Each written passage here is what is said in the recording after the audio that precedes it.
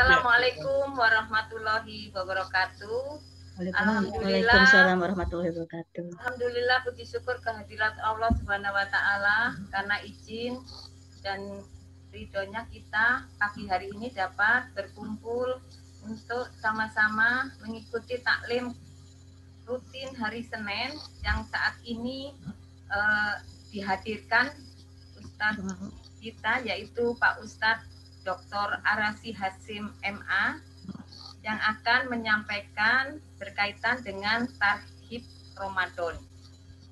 Terima kasih Pak Ustadz atas kehadirannya dan waktunya untuk kita semua, dan terima kasih kepada Ibu Pembina Bu Rianti. Nanti mohon Pak Ustadz pada akhir taklim mohon doa untuk kita akan memasuki bulan suci Ramadan, dan juga doa untuk suami Ibu Rianti selaku pembina yang sedang menjalani operasi ginjal pada pagi hari ini. Mudah-mudahan operasinya diberikan kelancaran, kemudahan, dan kembali sehat berkumpul dengan keluarga. Nanti mohon pada akhir taklim Pak Ustadz dapat memimpin doa memasuki bulan suci Ramadan dan doa untuk kesembuhan Bapak. Terima kasih kehadiran para jamaah, baik yang dari Majelis Taklim Kaurunisa maupun para jamaah tamu undangan yang saat ini kita sama-sama akan mengikuti taklim dengan Ustadz Dr. Arasy Hasim. Sebelum mengawali, mari kita bersama-sama membaca basmalah. Bismillahirrahmanirrahim. Izinkan saya membacakan doa sebelum pengajian. Bismillahirrahmanirrahim. Rodina billahi robba wa bil islami dina wa bi Muhammadin nabiyya wa rasula. Robbi zidna ilma warzuqna fama wa akhidna bisolihin. Walhamdulillahi robbil alamin. Kami rela bahwa Allah itu Tuhan kami, Islam itu agama kami, Nabi Muhammad itu utusan Allah kepada kami. Ya Allah Tuhan kami, tambahkan ilmu kami, berikanlah kami kemudahan dalam memahami ilmu, dan kumpulkan kami dengan orang-orang yang soleh. Segala puji hanya bagi Allah Tuhan semesta alam. Alhamdulillahirabbil alamin. Untuk selanjutnya kami persilakan Pak Ustadz untuk menyampaikan tausiahnya. Terima kasih. Wabillahi taufiq wal hidayah. Wassalamualaikum warahmatullahi wabarakatuh. Baik, assalamualaikum warahmatullahi wabarakatuh. Waalaikumsalam. Baik, Ibu yang berkenan Allah, alhamdulillah, wassalatu wassalamu ala sayyidil mursalin wa ala alihi wa ashabihi wa li baitihi wa dzurriyyatihi jama'in wa ba'du. Allahumma shalli ala nabiyyina Muhammad wa ala alihi wa ashabihi wa li baitihi wa dzurriyyatihi jama'in wa ba'du. Sehari ini mungkin kalau hasil ru'yat bulan terlihat, mungkin besok kita sudah berpuasa, malam nanti sudah tarawih. Jika belum, ikuti saja hasilnya, karena sunnah Nabi melihat bulan, bukan karena kita aliran ini, aliran itu. Mungkin digenapkan jadi 30, ya. Tapi melihat cuaca di luar sepertinya cerah, besar kemungkinan bisa dilihat bulannya, ya. Muncul atau tidak. Kita masuk ke bab yang kedua, nanti berkaitan dengan berpuasa juga sebenarnya. Jika di bulan lalu kita membahas bab at-taubah, taubat.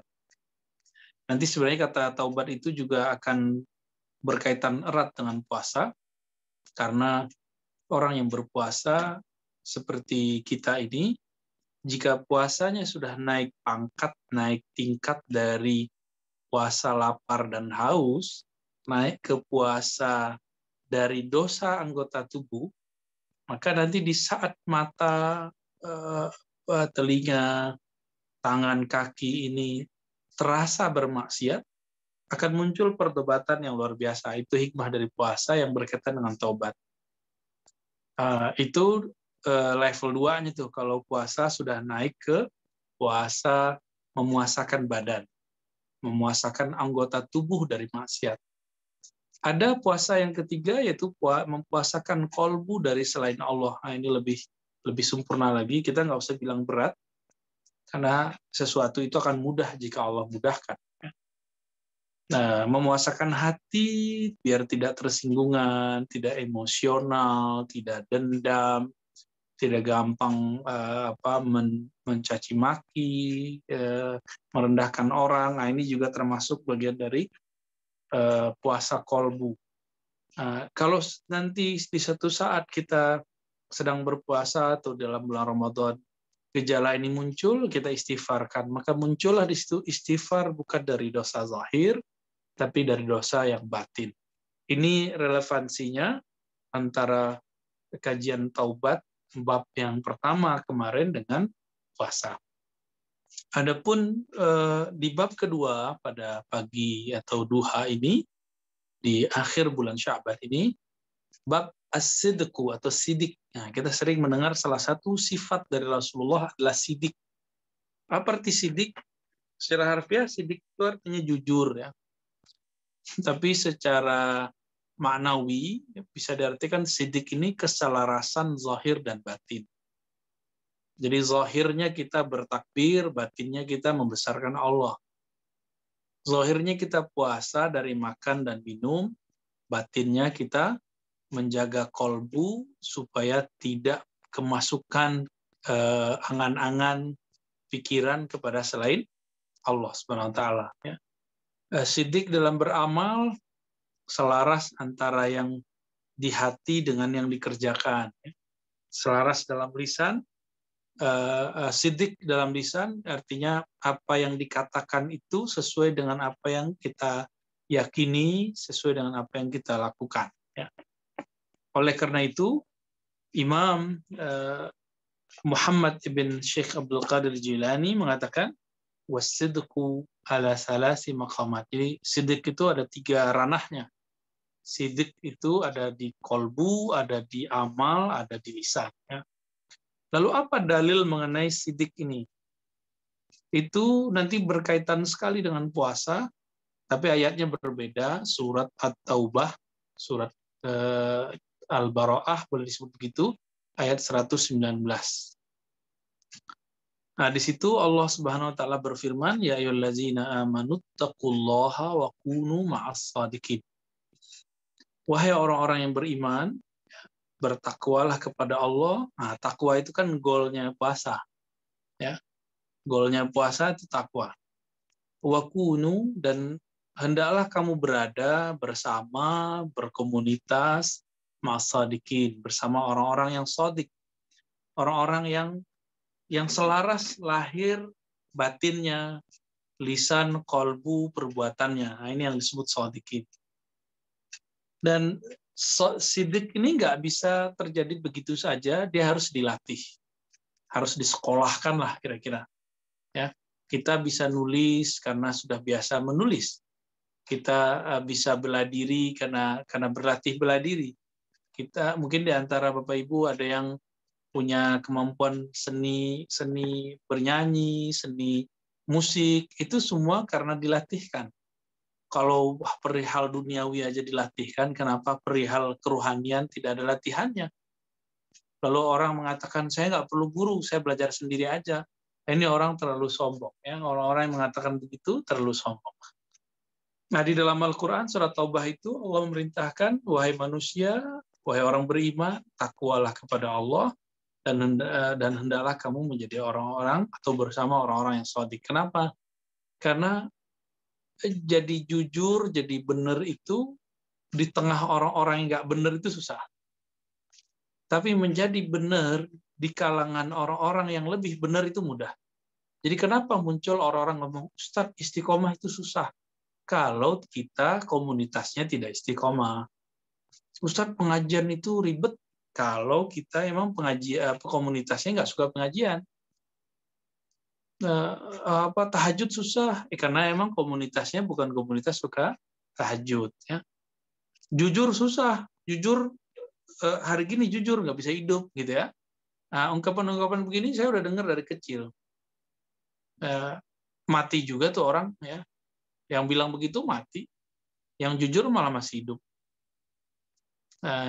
Jadi kadang-kadang setan itu minjam lidah seseorang lalu berkalam seperti itu. Oleh karena itu dalam hadis yang sahih Nabi bersabda, "Alaikum bis-sidqi." Hendaklah kamu bersikap sidik, bersikap selaras lahir dan batin, lisan, perbuatan, dan kolbu. Ini PR kita semua, PR saya juga. Ya. Saya juga dituntut untuk sidik, karena saya mengajarkan kitab-kitab yang ulama-ulama terdahulu. Saya dituntut untuk mengerjakannya juga. Maka saya harus punya komunitas. Kalau enggak, susah mengamalkan kitab. Jadi tidak ada sebenarnya alasan, wah susah nih beramal, susah nih ngaji, susah nih ngamalin isi kitab. Kalau komunitas kita bukan orang-orang yang segitu. Makanya Allah memerintahkan, ini perintah. Wa kunu ma'as-shadiqin. Hendaklah kamu punya komunitas orang-orang yang shadiq. Orang-orang yang benar. Ya. Nah, kalau kita punya komunitas orang-orang baik, susah jadi jahat di situ. Kita punya komunitas orang-orang yang jujur, susah untuk bohong di sana. Ya. Apa kata Nabi? Alaikum bis-sidqi. Hendaklah kamu bersikap sidik. Kenapa? Fa inna sidqa yahdi ilal bir. Karena sidik itu dapat membimbing kepada kebaikan. Lalu al-birra yahdi ilal jannah. Orang kalau berbuat baik, udah jadi tradisi, udah mendarah daging, maka itu sorga yang minta dia, yahdi ilal jannah, itu akan membuat dia terpanggil masuk surga. Jadi ada orang-orang yang dirindukan surga, meskipun dia ada lupa beramal bukan untuk surga lagi, dia beramal untuk yang punya surga. Nah, tapi surga merindukannya. Banyak di dunia orang merindukan surga, tapi surga nggak pernah merindukan dia. Kenapa? Karena dia selalu ngeles ya. Saya pengen masuk surga nih, saya pengen takut neraka, tapi dia tidak pernah mempunyai komunitas orang-orang yang cinta kepada sidik, sikap yang sidik. Tidak ada di dunia ini orang selalu benar. Tapi pasti ada di dunia orang kalau salah lalu dia mau benar. Nah, orang-orang yang mau benar inilah disebut dengan shadiqin. Ya, orang-orang yang shadiqin. Shadiqin bahasa Arabnya adalah plural, jamak, atau diartikan orang-orang yang sidik. Jadi bukan sendiri. Sidik itu susah kalau sendiri emang. Ya. Nah, maka asidik tadi terbagi 3. Bapak Ibu yang makan Allah, ada sidik fil azmi, sidik dalam azam kolbu. Azam ini kan tekad. Sidik jujur benar dalam tekad kolbu. Nah, ini adalah basic. Ada orang sudah kuat tekadnya, tapi ketika komunitasnya tidak bagus, maka untuk mengatakannya aja susah, apalagi melakukannya. Maka ada sidik yang kedua, sidik fil a'mal. Sidik dalam perbuatan, lalu sidik fil lisan. Sidik yang ketiga, yaitu sidik dalam lisan, perkataan. Kapan kita ini dianggap tekadnya, kolbunya sudah sidik? Tajridu iradatil haq, kata Imam Muhammad ibn Abdul Qadir Jilani, orang itu baru disebut hatinya sidik kalau dia emang beramalnya hanya karena Allah. Hanya karena ingin menunaikan kehendak Allah. Jadi kalau boleh diartikan, orang yang sidik itu kehendak dia tunduk kepada kehendak Allah. Kehendak kita tunduk pada kehendak Allah. Nah, inilah makna faida azamta fatawakkal Allah. Jika kamu berniat untuk melakukan sesuatu, maka berazam, maka bertawakallah kepada Allah. Adapun sidik dalam amal, beliau menyebutkan rukubul juhdi bitarki rahatin nufus. Mencoba melatih badan, jiwa untuk serius dalam meninggalkan kesenangan-kesenangan hawa nafsu. Kalau malam hari, sepertiga malam terakhir, hawa nafsu maunya tidur atau bangun, sholat. Pasti maunya tidur. Siang-siang begini maunya makan, minum, ngemil, minum apa yang seger-seger. Tapi besok kita diminta untuk menahan diri dari makan, minum. Maka puasa itu adalah latihan sidik. Latihan kita menjadi orang yang sidik. Latihan menjadi orang yang selaras lahir dan batinnya, lisannya. Ya. Jadi sidik fil amal, orang yang benar, yang jujur dalam amalannya, dia mendisiplinkan hawa nafsunya sehingga bisa dikendalikan. Nah, kita ini udah keenakan makan, minum, tidur sesukanya. Maka Allah kemudian mengajak kita untuk melatih diri minimal sebulan lah. Untuk melatih pola makan, mengulangi tidur, memperbanyak riyadhah namanya. Jadi sidik dalam amal itu boleh diartikan disiplin dalam melatih jiwa ini dalam beribadah. Ya. Ibadahnya perut, ngurangin makan. Atau kalau makan, mensyukuri apa yang dimakan. Lalu ada sidqul lisan, sidik dalam lisan. Nah, apa itu sidik dalam lisan? Kesesuaian antara lisan dengan hati dan perbuatan. Lalu ada tambahannya, muhasabatun nafsi ba'da itlaqil qaul. Suka mengkaji kembali, memuhasabah diri setelah mengatakan sesuatu. Apakah yang saya katakan ini menyakiti orang? Apakah yang saya lakukan ini, yang saya katakan ini sesuai dengan lahir dan batin saya? Gitu. Itu sidik dalam lisan. Lisan kita mengatakan Allahu Akbar. Hati itu kemudian bertanya, ini kamu sudah sesuai belum lisannya dengan hatimu? Gitu ya. Ini sidik dalam lisan. Makanya Bapak Ibu yang dimuliakan Allah, Nabi Shallallahu Alaihi Wasallam memberikan garansi terhadap sidik itu pasti surga. Ya. Dan yang paling mengejutkan dalam surat keempat, surat An-Nisa ayat 69, Allah itu meletakkan orang-orang yang sudah menjadi karakternya itu sidik. Nah, orang-orang yang berusaha benar disebut dengan shadiq. Tapi kalau sudah jadi karakter disebut dengan siddiq. Nah, beda-beda tipis ya. Jadi kalau udah jadi karakter nih, namanya siddiq. Jadi kalau masih berusaha untuk menjadi benar disebut shadiq. Nah, coba lihat surah An-Nisa ayat 69 ya. Faulaika ma'alladzina an'ama Allahu 'alaihim. Maka mereka, jadi Allah memuji satu kaum, mereka bersama orang-orang yang Allah beri nikmat terhadap mereka. Ternyata nikmat itu, Bapak Ibu, tidak hanya nikmat fulus, nikmat rumah, nikmat pasangan, nikmat anak, nikmat harta, tapi ada nikmat bernama ilmu. Ada nikmat berarti kebahagiaan diri. Ada nikmat ketenangan jiwa. Ada nikmat tobat, nikmat belajar. Nah, itu semua nikmat yang tidak bisa dimaterikan. Ya. Siapa yang diberi nikmat yang tadi, nikmat yang tidak bisa dimaterikan itu? Minan nabiyyin. Golongan paling tinggi itu para nabi. Nomor 2, orang yang sudah berkarakter sidik. Disebutlah siddiq. Ya. Siddiq ini orang yang sudah menjadikan lisannya, perbuatannya, kolbunya selaras semua. Sesuai.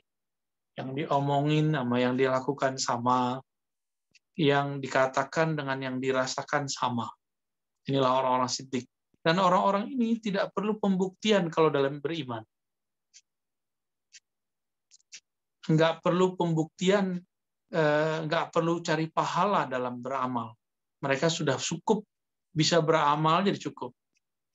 Kita ini kenapa belum jadi siddiq, sodik aja belum? Karena kita beramal itu masih berharap dapat sesuatu dari amalan. Ini mohon maaf ya, Bapak Ibu ini kalau sholat duha masih berharap rezekinya lancar. Ya. Dalil mana coba yang menyebutkan bahwa sholat duha melancarkan rezeki? Kan nggak ada. Seandainya rezekinya nggak lancar, masih sholat duha nggak? Nah ini kan penyimpangan dalam kerohanian. Walaupun boleh-boleh aja saya sholat duha, niatnya supaya rezeki dilancarkan. Orang ini jangankan siddiq, sodik aja belum. Kita itu bertambah percaya dengan kejadian luar biasa. Kalau siddiq ini, apapun kejadiannya, kepercayaan dia tetap besar. Mau bahkan di luar ekspektasinya, dia tidak akan berubah. Jadi imannya mereka itu nggak naik, nggak turun, stabil. Nah ini siddiq. Jadi siddiq ini boleh diartikan orang-orang yang diberikan kejujuran, kesetiaan. Jadi arti lain dari siddiq itu kesetiaan kolbu. Kesetiaan kolbu, konsekuensi pekerja amalan zahir, lalu kejujuran lisan. Nah, itu arti dari siddiq. Kalau dalam ungkapan lain. Di antara sahabat Nabi yang dapat gelar siddiq itu Abu Bakar As-Siddiq. Umar aja nggak sampai ke taraf itu, sampai mendekati Nabi wafat baru bisa. Maka Abu Bakar itu nggak perlu melihat keajaiban supaya percaya kepada Rasulullah. Kalau kita kan nggak begitu, ya Allah, kalau hati saya tenang saya baca Quran, kalau nggak saya nggak baca Quran deh. Saya Allah kalau hajat saya nyampe, saya mau sedekah. Jadi kalau nggak nyampe nggak mau sedekah. Makanya orang kita ini suka ngancam Allah, ya, namanya nazar. Jadi tolong kurangi ibu-ibu semua, kurangi bernazar. Karena nazar tidak pernah merubah takdir. Fa'innahu la yughayyirul qadar. Begitu Nabi mengatakan. Takdir itu nggak bisa dirubah dengan ngancam-ngancam Allah. Apa urusannya? Ya. Bahkan Nabi mengatakan, la yastakhrij illa min bakhil. Itu nggak keluar, terlompat, kecuali dari mulut orang-orang yang bakhil. Jadi nazar ini tanda orang-orang yang nggak setia kepada Allah. Dia hanya mau beramal kalau dia dapat benefit. Kalau enggak, dia nggak mau beramal. Nah, ini orang disebut bakhil. Bakhil pelit. Ya. Jadi bab ini mau mengajak kita, Bapak Ibu yang melakukan Allah, mulai dari hari ini, coba niat puasa Ramadannya, karena memang kita percaya kepada Allah, kita percaya kepada Rasulullah, bahwa puasa ini adalah yang terbaik buat kita. Allah. Jadi kalau Allah sudah suruh, pasti baik. Orang tua, Bapak Ibu ini kan sudah jadi orang tua nih, mungkin udah punya cucu. Dulu menginginkan kebaikan untuk anak dengan memerintahkan sesuatu untuk anak, walaupun anak ini bilang, kok disuruh-suruh mulu gitu. Apakah Bapak Ibu ini nyuruh itu untuk keburukan si anak atau kebaikan? Pasti untuk kebaikan. Apalagi Allah. Allah itu kalau menyuruh sesuatu pasti untuk kebaikan hambanya. Dan itu sudah jaminan. Kalau orang tua kan bisa jadi nggak benar. Nah, inilah siddiq. Iman tanpa syarat. Percaya tidak perlu kasih bukti. Buktinya cukup Rasulullah aja. Buktinya cukup Quran nyampe ke kita, ini sudah bukti bahwa Quran ini benar. Ya. Quran kita di mana-mana kan sama. Quran di sini, di luar sana sama. Yang berbeda cuma riwayat qiraatnya yang berbeda. Dan disebutkan bahwa siddiq ini langsung di bawah Nabi. Nabiyin, siddiqin, syuhada. Nomor 3-nya syuhada.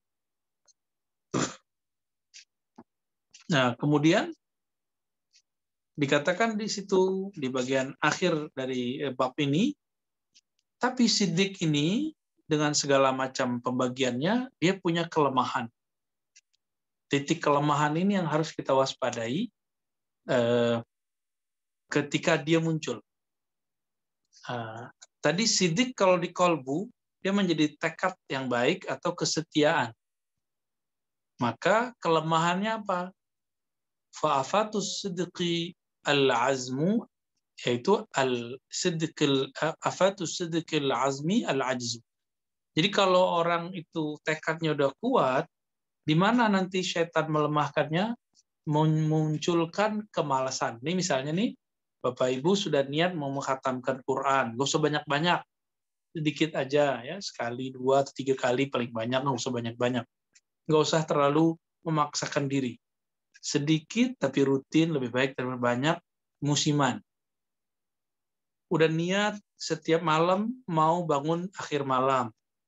Nah, udah tekad nih, udah tekad kuat sekali. Lalu di mana setan kemudian membuat menggagalkannya? Al-ajzu.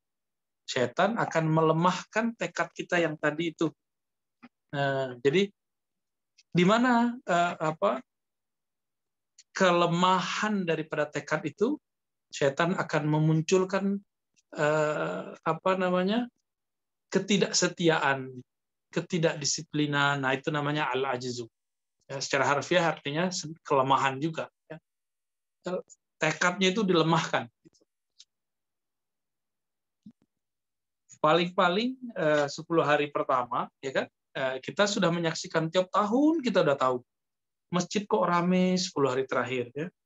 Karena semua orang ingin meramaikan masjid, atau minimal rumah-rumah itu hampir setiap malam rame selama 10 hari awal Ramadan, rame baca Quran, rame zikir, TV kayaknya nggak terlalu diputer.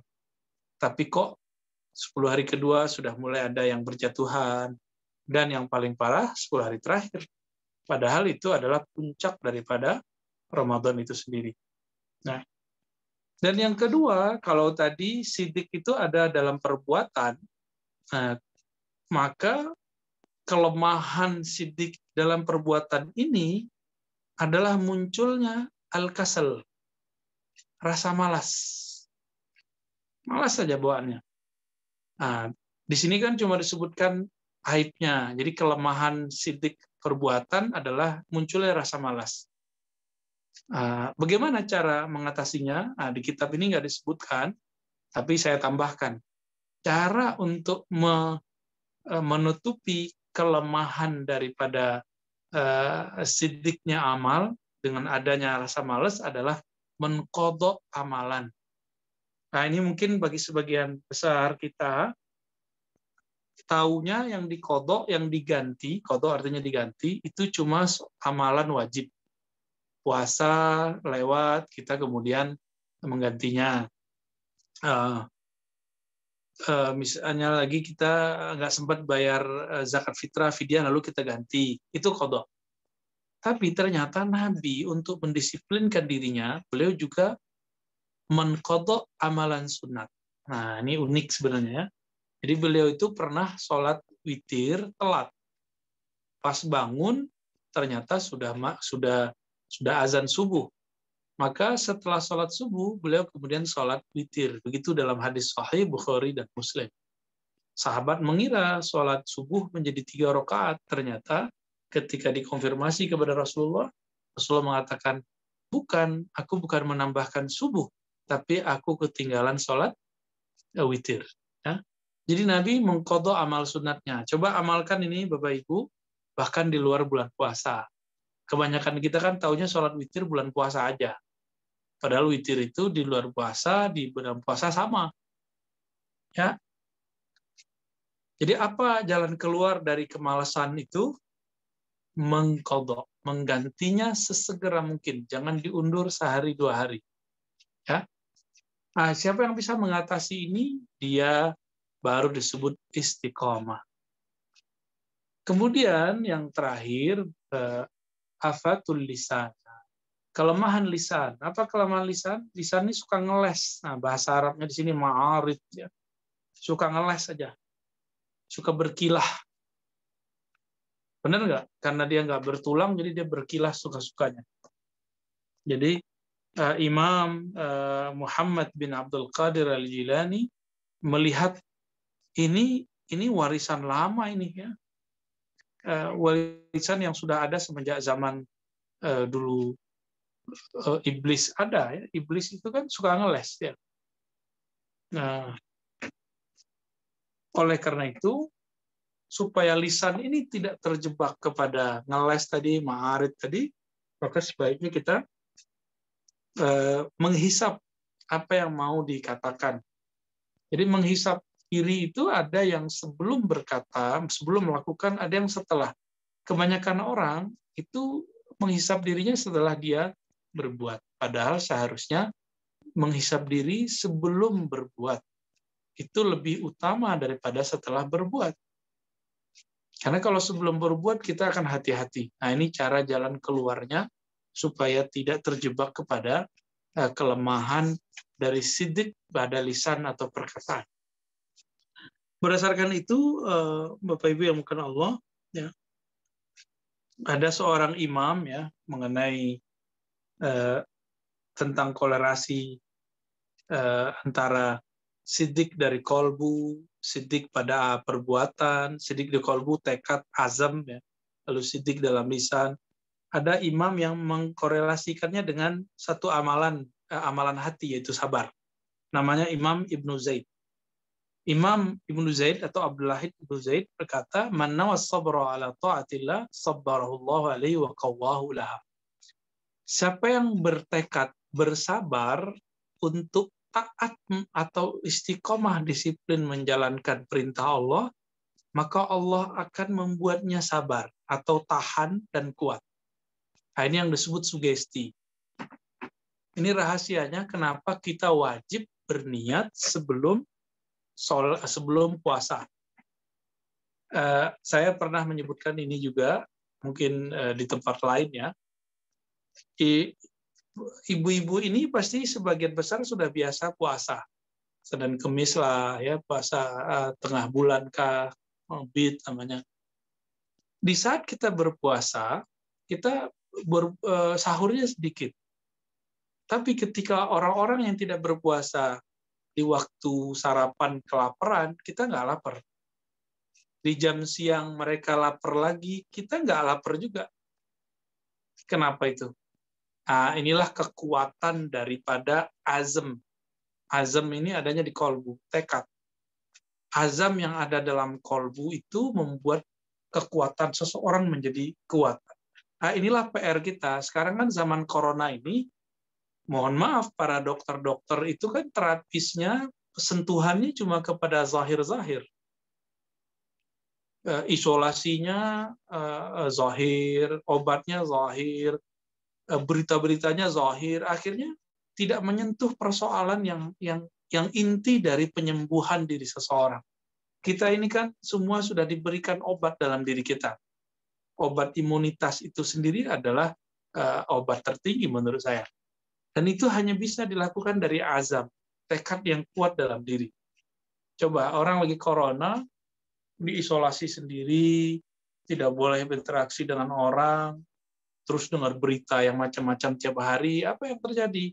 Dia ada perasaan rasa takut mati beneran. Ya. Imunitasnya jatuh. Tapi kita jarang sekali, walaupun ada ya, 1-2, tapi orang yang isolasi mandiri di rumah, itu jarang sekali yang mengalami yang tadi. Minimal dia nggak stres. Karena kalau sudah stres, kita semua sepakat imunitas kita jatuh. Dan persoalan virus kan persoalan imunitas. Ya. Mau divaksin 1000 kali, tapi kalau dirinya stres, ketakutan, ya sama aja. Kan? Nah, ini kata beliau, "Wa man 'azama 'ala sabri an ma'siyatillahi ta'ala a'anahu Allah 'dzalika wa 'asamahu minha." Jadi siapa yang kemudian berazam, bertekad untuk menjauhkan diri dari maksiat, maka Allah akan bantu dia. Jadi kenapa kita terjebak dalam maksiat? Karena mungkin dalam diri kita ada sedikit kehendak ingin maksiat. Ya, Allah kan memberikan kesempatan 2 sekaligus. Ada maksiat, kesempatannya tidak melakukannya atau melakukannya. Ketika ada kesempatan taat, Allah kasih 2 jalan. Mengambil kesempatan beramal atau malas. 2 aja, dan itu pilihan kita. Dan kita mendapatkan kalam dari Sayyidina Umar. Sayyidina Umar belajar dari Nabi, dari Abu Bakar, maka menemukan satu formulasi hidup dalam dirinya. Apa yang disebut dengan hasibu qabla an tuhasabu. Hisablah dirimu sebelum kamu benar-benar dihisab di akhirat kelak. Jadi hisab itu bisa sebelum kita benar-benar dihisab nanti.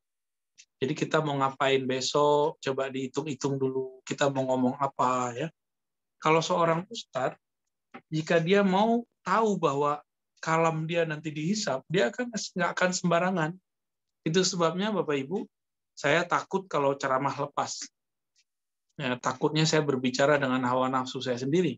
Makanya saya menggunakan kitab. Bukan berarti saya nggak bisa bagi kitab, bisa nggak bagi kitab. Cuma takutnya merasa pinter nanti muncul. Ya. Takut mengulang-ulang kata-kata yang sebenarnya sudah diketahui banyak orang. Nah, untuk menghindari itu, saya mencoba mendisiplinkan diri saya mengajar menggunakan kitab. Ya.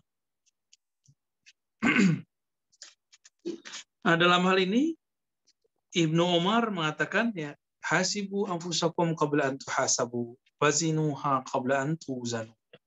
Hisablah dirimu sebelum benar-benar dihisab, timbanglah kesalahanmu sebelum benar-benar ditimbang ya. Dan hadis Imam Tirmizi menyebutkan min husni islamil mar'i tarkuhu ma la ya'ni. Ciri-ciri orang yang Islamnya bagus, agamanya oke, dia meninggalkan hal-hal yang nggak penting. Nah, di umur Bapak Ibu sekarang, termasuk umur saya, walaupun menurut Bapak Ibu umur saya muda, ya, tapi bagi orang di bawah saya, umur saya udah tua. Orang mahasiswa melihat saya ini tua. Apalagi anak-anak saya yang kecil-kecil itu mandang saya udah tua. Sama, saya melihat Bapak Ibu ini sudah tua.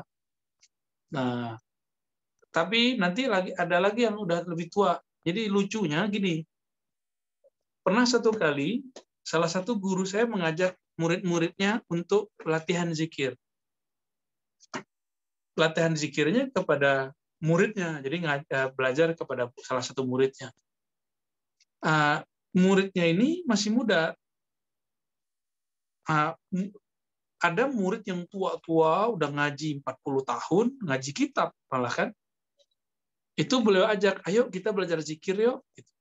Apa kata yang tua-tua ini, umurnya sekitar 70-an.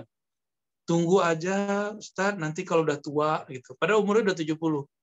Karena guru saya ini umurnya sudah 84. Jadi orang yang 70, kalau gaulnya sama yang 80, dia ngerasa muda. Benar Bu ya? Orang yang 50 tahun ngerasa muda, karena temannya 60 tahun. Begitulah seterusnya. Jadi kita ini sering lupa.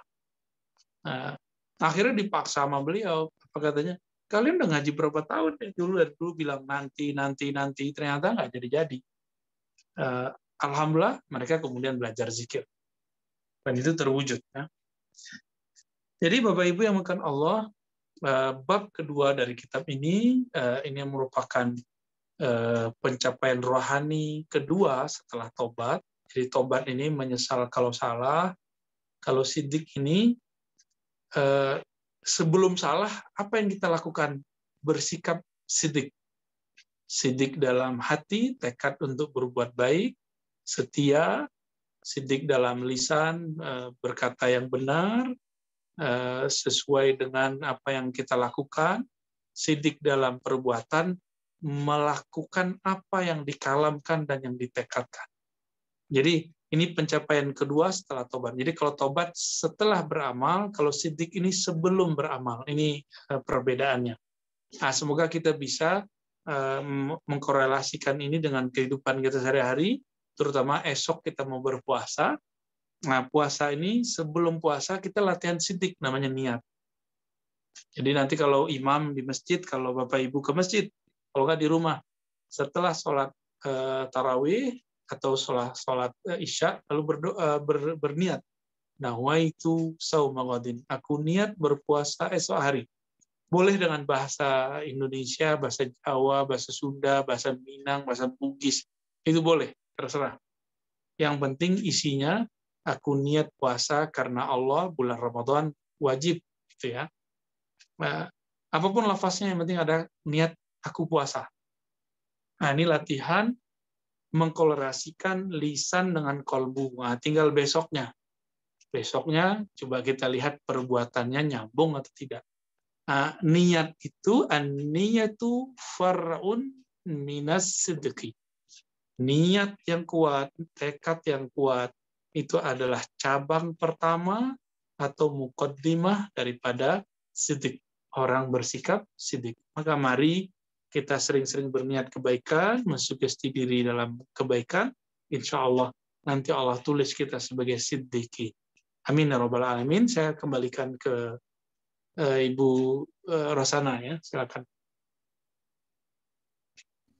Baik, terima kasih Pak Ustadz atas tausiah yang telah diberikan kepada kita semua berkaitan dengan sidik yang merupakan pencapaian rohani kedua setelah taubat, topik kita minggu lalu atau bulan lalu. Di sini sidik ada 3 menurut kitab itu, ada sidik kolbu, sidik amal, dan sidik lisan. Yang masing-masing ini niatnya karena semua karena Allah. Nah Pak Ustadz, ini tadi saya pengen ada yang ditanyakan nih Pak, terkait dengan nazar Pak. Kalau ini kan tadinya itu mengatur Allah ya. Nah kalau niatnya itu karena bersyukur, gimana ini Pak Ustadz? Kan tidak mengatur, tapi kita merasakan bahwa nikmat yang diberikan oleh Allah itu sehingga kita nazar itu niatnya bersyukur gitu. Apakah ini termasuk mengatur Allah gitu? Barangkali sebelum lanjut yang lain. Iya betul. Biasakan beramal itu tanpa pamrih, tanpa ngancem-ngancem Allah, tanpa ngatur-ngatur Allah. Kalau mau bersyukur, bersyukur aja. Jangan kasih syarat. Kalau saya sukses, saya begini, nggak usah. Itu namanya ngancem-ngancem Allah. Ya. Terus kalau nggak sukses, nggak mau gitu. Orang awam mengira nazar itu bagian dari syukur. Tapi di sisi Allah, orang nazar itu orang paling pelit. Karena dia kalau nggak diwujudkan kehendaknya, dia nggak bersyukur. Jadi syukurnya pun bersyarat. Syukur yang bersyarat ini bukanlah syukur. Ya, syukur yang bersyarat itu ya orang pelit gimana sih? Ya, orang pelit kalau ngasih kan bukan karena dia pengen berterima kasih, tapi karena dia mendapatkan sesuatu gitu. Ya, terima kasih Pak Ustadz. Ya, nah tadi disampaikan bahwa dari sidik kolbu, amal dan lisan ini kelemahannya akan muncul, yaitu ada sikap yang malas, terus bisa juga ngeles dan juga tidak sesuai dengan yang yang diberikan oleh Allah gitu ya Pak Ustadz ya. Jadi kelemahan dari sidik. Kelemahan di kolbu. Jadi sidik dalam kolbu adalah azam, tekad yang kuat dan kesetiaan. Nah, kelemahannya apa? Kelemahannya adalah ketidaksetiaan dan kelemahan dalam tekad itu sendiri. Tekadnya melemah, semangatnya melemah gitu. Jadi itu baru kelemahan, ya. Berarti itu baru kelemahan di kolbu ya Pak Ustadz ya? Iya. Kelemahan yang di dua sisi yang lain. Oh, yang lisan itu ngeles. Ya, ujung-ujungnya nanti bohong. Kelemahan dalam amal zahir adalah al-kasal, males. Baik, terima kasih. Baik, para jamaah, bagi yang masih ingin lebih mendalami lagi terkait dengan sidik, kami persilakan kalau masih ada yang bertanya ataupun mengulas lebih dalam seperti saya tadi ada yang kurang clear gitu, monggo silakan ibu-ibu atau ada bapak enggak ya?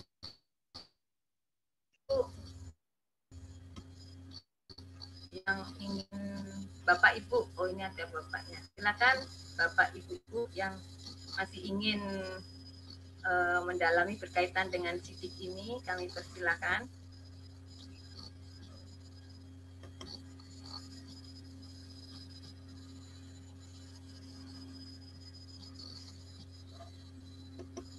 Ada yang raise hand tuh, Bu Yaya, Juriah, Bu. Bu Yaya mau tanya. Oh, silakan.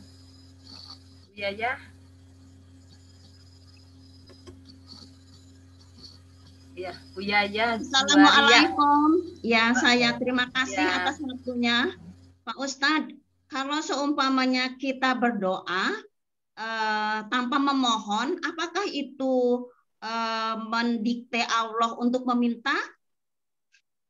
Iya, iya. Bagus, Terima bagus. kasih Pak Ustadz. Ya. Berdoa itu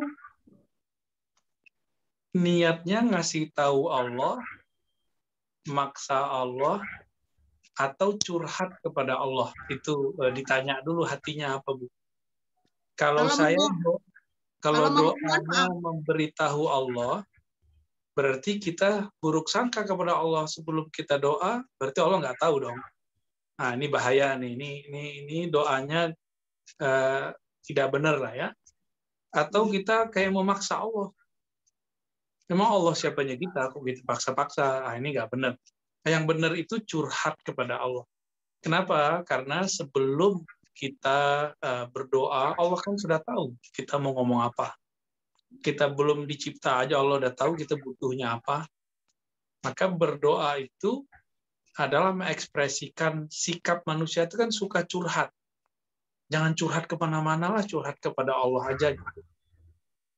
Jadi doa itu boleh disebut sebagai pelarian terbaik seseorang curhat kepada Allah yang tidak pernah berkhianat. Pak Ustadz, maksud saya gini, kan kalau di sujud terakhir sholat, itu kan kita memohon, itu merupakan satu apa yang saya pikirkan itu, apakah itu menyuruh Allah atau mendikte gitulah maksudnya. Ya, di dalam saya tanya Bu Yaya merintahin Allah, ngasih tahu Allah atau curhat kepada Allah? Maksudnya mau memberikan ini loh keadaan saya sekarang seperti ini, itu di dalam hati. Terus berarti saya ucap. Bu Yaya meyakini bahwa Allah nggak tahu sebelumnya. Tahu. Allah udah tahu. Berarti curhat. Oh, baik. Namanya curhat. Ya. Baik. Jadi ya. Kalau terbersit di hati, kok Allah nggak merubah-rubah saya ya? Allah nggak tahu nasib saya. Lalu kita doa, berarti kita menuduh Allah nggak tahu. Tapi kalau dalam hati ada keyakinan Allah pasti sudah tahu. Nah, tapi kan Allah suka kalau ada orang ngeluh kepadanya. Jadi Allah itu sengaja manggil Jibril, ya Jibril, tolong tahan doa orang ini karena aku suka dengan tangisannya. Itu sengaja. Jadi emang sengaja. Nah, maka hati-hati kalau doa kita dikabulkan. Jangan-jangan Allah nggak suka dengan doa kita. Ya, Ibu punya anak nggak? Kalau dia minta, kita nggak tahan dengerin ngeroweng itu, nangis-nangisnya. Kasih aja deh. Itu karena kesel, bukan karena sayang. Nah, jangan sampai yang seperti itu. Gitu. Tapi yang curhat aja. Nah, kalau anak yang bahasanya bahasa curhat kan kita suka. Baik. Baik gitu, Pak Ustadz. Ya. Terima kasih Pak Ustadz. Assalamualaikum warahmatullahi wabarakatuh. Terima kasih Bu Yaya. Terima kasih Pak Ustadz. Bu Yaya silakan menyusul ibu-ibu. Bu Santi silakan. Jadi menurut Ustadz supaya tidak mendikte atau bagaimana doa yang baik menurut pendapat Ustadz Hasyim. Misalnya kita tidak tanpa mendikte, jadi doa bagaimana yang sampai kita dikabulkan Allah Subhanahu wa taala begitu, Ustadz. Doa itu bukan pengen dikabulkan. Itu berarti tidak mendikte. Doa itu hanya sekedar kita bercurhat aja. Nggak lebih dari itu. Karena kalau Ibu meyakini Allah nggak tahu urusan kita, berarti akidah kita nggak benar. Ya gitu ya. Jadi curhat aja. Oh baik, curhat ya. Terus kalau kita terlanjur nazar, misalnya saya ingin sesuatu, saya mau nazar menyantuni begini, itu jadi tidak menurut Ustadz itu apa ya? Tidak baik ya, artinya seperti mengancam atau bagaimana begitu ya. saya akan cabut kembali gitu Ustadz. Seperti kan sering. Ya, kalau sudah nazar, tunaikan, setelah itu nggak usah lakukan lagi. Iya. Oke, ya. baik. Karena Nabi paling nggak suka sama orang nazar. Ya, jazakumullah khairan. Oh iya. Saya Pak Ustadz. Iya, silakan Bu. Ya, Assalamualaikum warahmatullahi wabarakatuh. Assalamualaikum. Maaf nih Pak, mungkin saya masih belum paham nih jadinya nih antara doa, karena setahu saya selama ini kan berdoalah kamu maka akan aku kabulkan gitu ya. Saya tapi nggak tahu apakah ini ada di ayatnya. Sepertinya sih ada ya, soalnya sering saya dengar ini. Tapi kalau tadi penjelasan Pak Ustadz seperti itu, artinya doa di sini itu kalau kita berdoa kan memohon ya, kalau saya ya, sekarang ini kan saya memohon, berarti itu seperti memerintahkan Allah. Tapi kalau tadi penjelasannya, kita jangan memohon, kita hanya curhat gitu. Jadi saya agak bingung nih Pak Ustadz, maksudnya gimana sih Pak? Mungkin saya bisa lebih dijelaskan. Iya. Saya tidak pernah melanggar ayat itu, justru pemahaman terhadap ayat itu selama ini tidak benar. Jadi selama ini ada beberapa hal yang keliru. Beberapa ustadz menyebutkan salah satunya tentang doa. Berdoalah, niscaya aku jawab. Itu kaidah. Setiap orang berdoa pasti dijawab. Itu kaidah. Tapi ada yang dilupakan oleh seseorang ketika berdoa. Ketika berdoa itu ada syarat dan rukunnya. Ada adabnya. Nah, adab yang sudah dilakukan selama ini baru adab zahir, yaitu meminta, memohon. Adab batinnya belum dikerjakan. Apa adab batinnya? Setiap mukmin mesti percaya bahwa Allah Maha Tahu. Sepakat nggak Bu Ria? Iya. Allah Maha Tahu. Sebelum Bu Ria minta, Allah sudah tahu belum? Sudah tahu. Jadi untuk apa kita meminta kepada Allah? Allah kan udah tahu, dan Allah sudah tentukan di takdirnya itu nanti Bu Ria akan dapat di tanggal sekian, di jam sekian, di umur sekian. Doa nggak doa dikasih. Lalu apa bedanya doa dengan nggak doa? Orang-orang musyrik di luar yang menyembah berhala, tepekong gitu ya, yang pakai nyembah-nyembah nggak jelas, itu dikasih juga. Padahal dia minta kepada selain Allah. Kenapa dikasih? Nah, karena semua kita sudah ada jatahnya semua. Minta nggak minta sudah ada jatahnya. Nah, berarti adab batinnya yang harus dibenerin, Bu Ria, disempurnakan. Lidahnya meminta, pikirannya berharap, di hatinya itu ada sebuah keyakinan. Sebenarnya saya nggak minta juga engkau sudah tahu ya Allah. Gitu. Ya. Sebelum saya minta, Allah sudah tahu. Bahkan sebelum saya dicipta, Allah sudah tahu. Adabnya adalah tidak memberitahu Allah. Karena Allah paling nggak suka digurui. Yang boleh digurui itu ya jamaah aja sama guru, sama ustadz, itu bolehlah digurui. Tapi kalau Allah nggak suka. Allah itu sukanya kalau hambanya curhat. Makanya hadis yang sering dibacakan oleh guru-guru kita apa? Padahal itu jawaban sebenarnya. Jadi ada orang berdoa, belum dijawab-jawab. Lalu malaikat datang kepada Allah, ya Allah kok belum dijawab? Apa jawaban Allah? Aku suka mendengarkan rintihannya. Nah, jadi yang Allah suka dari orang berdoa itu bukan permohonannya. Yang Allah suka itu adalah dia ngadu kepada Allah. Ibu Ria punya anak, ada anak yang suka manja-manja gitu. Kita kan gemes sama anak yang begitu, benar nggak? Iya. Tapi ada anak yang maksa-maksa, kalau minta tuh harus jadi. Akhirnya kita kasih juga, tapi beda gitu. Yeah. Agak beda. Ada anak yang nggak pernah minta, tapi kita sudah aturnya anak sekolahnya ini, nanti saya kasih jajan sekian, dia butuhnya apa, anaknya nggak pernah minta. Paling-paling dia kalau ada butuh, dia wajahnya agak sedikit seduh-seduh dikit, langsung kita kasih. Jadi ada seperti ada anak yang sudah bijak, dia tahu orang tuanya sudah menyediakan, maka dia nggak minta-minta, dia ya seingat orang tuanya lah, dan orang tuanya pasti ingat.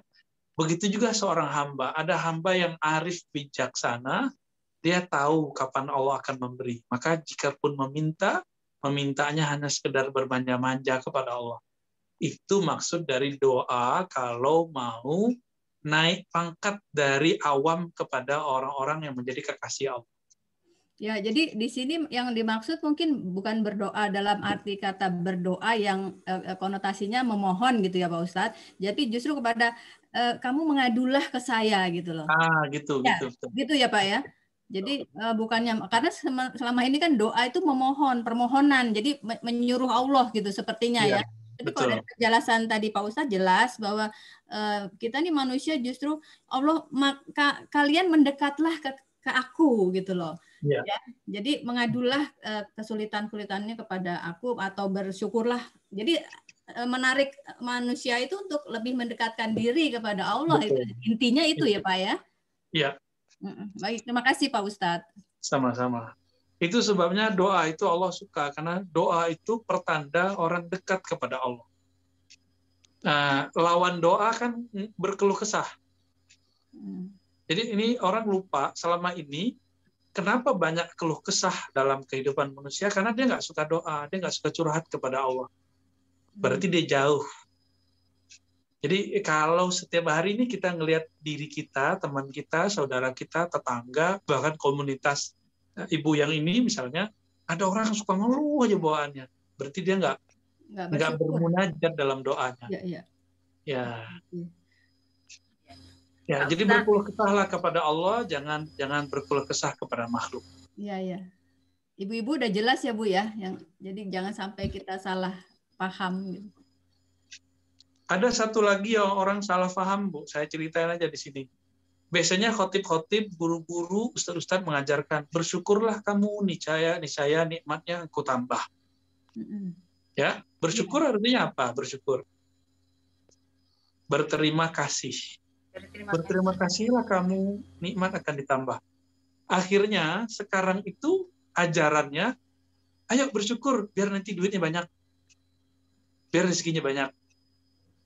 Akhirnya muncul sebuah frame, paradigma yang tidak tepat. Saya bersyukur itu karena Allah pasti nambah. Jadi kalau Allah nggak nambah, kayaknya orang nggak bakal bersyukur. Padahal misalnya nih, saya ke Buria pernah bantu saya. Lalu saya berterima kasih, makasih ya Bu. Gitu. Lalu saya puji. Saya berterima kasih begini, itu bukan karena pengen dibantu lagi, tapi karena saya emang betul-betul berterima kasih udah dibantu. Nah, ini baru disebut bersyukur. Kalau yang diajarkan selama ini, kamu berterima kasih aja, biar nanti dibantu lagi. Jadi ada pamrihnya ya Pak Ustadz? Pamrih, betul. Jadi syukur ini terbagi dua, ada syukur kepada sang pemberi nikmat, ada syukur kepada nikmat. Itu dua hal yang berbeda. Nah, syukur yang benar itu mensyukuri sang pemberi nikmat, bukan sekedar mensyukuri nikmat. Gitu, Bu. Ya, terima kasih. Pak Ustadz, ini boleh? Mungkin satu kali lagi, Bu ya, karena saya ada tamu. Ya, Pak, sedikit aja Pak. Berarti kalau ada doa, ya Allah, berilah rizki yang banyak dan barokah dan halal gitu ya Pak ya. Dan juga kesehatan, itu apakah boleh Pak? Boleh, tapi nggak maksa Allah, Bu, tapi curhat. Makanya Nabi nggak pernah ngajarin doa begitu. Nabi ngajarin doanya, ini coba Ibu ganti lafaz doanya dengan doa yang Nabi beri. Lafaznya apa? Ya Allah, bantu aku berzikir kepadamu, bantu aku mensyukuri nikmat-Mu, bantu aku membaguskan ibadah. Coba lihat, nomor 2-nya, bersyukur. Bantu aku bersyukur. Berarti kalau bersyukur ada yang disyukuri nggak? Ada. Jadi Nabi itu nggak ngajarin kita minta duit, karena Allah pasti kasih duit. Yang diajarin sama Nabi, kalau kamu nanti dapat duit, kamu ngapain? Gitu. Bersyukur atau enggak? Maka syukur ini yang diminta. Tapi kalimatnya tetap merintah itu Pak, bantu aku. Ini gitu loh Pak. Jadi berarti minta tolong. Menjerit, ya Allah, saya tidak sanggup bersyukur kalau engkau tidak gerak bersyukur. Curhat. Ya. Jadi memintanya itu lebih kepada penyerahan diri. Nah, kalau kita minta selama ini kan, minta itu kayak maksa Allah. Gitu. Nah, itu bedanya. Jadi doanya orang-orang yang ahli kolbu dengan orang awam, bedanya di situ, Bu. Yang ini curhat, berserah diri, menolkan diri di hadapan Allah, sedangkan yang satu dia pengen egois dalam berdoanya. Itu aja bedanya. Dan saya berharap seumur kita, seumur ibu-ibu, ya karena sudah di atas saya secara biologis ya, secara umur KTP, jangan lagi bermain di doa-doa yang ya mohon maaf rendahan. Coba naik ke kualitas yang sudah mulai, yang Nabi ajarkan, yang Nabi wariskan. Maka Nabi itu ketika doanya belum dikabulkan, Nabi nggak keluh, Nabi biasa aja. Nah ini ciri-ciri nih, kalau kita doanya belum pakai kolbu. Saya berdoa kok belum dikabulkan ya. Nah, ini ciri-cirinya. Nah, kalau itu terjadi, terbersih dalam hati, berarti belum sampai menjadi curhatan kolbu. Masih maksain Allah. Ya. Kira-kira gitu, Bu ya. Ya. Saya melihat wajah ibu-ibu pada panas nih ya, kepalanya pada panas, tapi ada kegirangan tersendiri dalam hatinya. Jadi kolbunya naik kelas. Amin. Ya. Baik, Pak Ustadz masih ada waktu atau? Maaf, ada tamu, jadi saya kayaknya harus menyelesaikan ya. Baik, terima kasih. Siapa tadi yang minta didoakan? Bapak Diki, Pak namanya. Pradikdo. Bapak Diki. Oke, untuk Mbak Diki yang sedang sakit, dioperasi, kita kirimkan Al-Fatihah dan sholawat semoga Allah mudahkan urusannya, diberikan hal yang terbaik untuknya dan keluarganya. Al-Fatihah. Ya,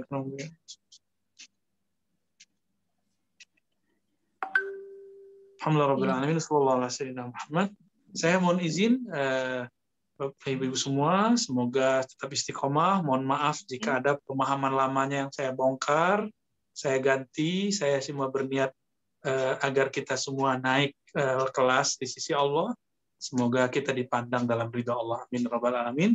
Assalamualaikum warahmatullahi wabarakatuh. Waalaikumsalam warahmatullahi wabarakatuh. Terima kasih Pak Ustadz. Waalaikumsalam warahmatullahi wabarakatuh. Dan mohon maaf apabila ada hal-hal yang kurang berkenan selama memandu. Sekali lagi selamat melaksanakan ibadah saum di bulan Ramadan. Mohon maaf lahir batin. Mudah-mudahan kita semua mencapai manusia yang takwa sesuai yang tadi harapan dari kita semua. Mudah-mudahan kita semua jadi sodikin ya Bapak Ibu dan Bapak-bapak. Mohon maaf sekali lagi atas segala hal yang kurang berkenan. Kami akhiri, wabillahi taufik wal hidayah.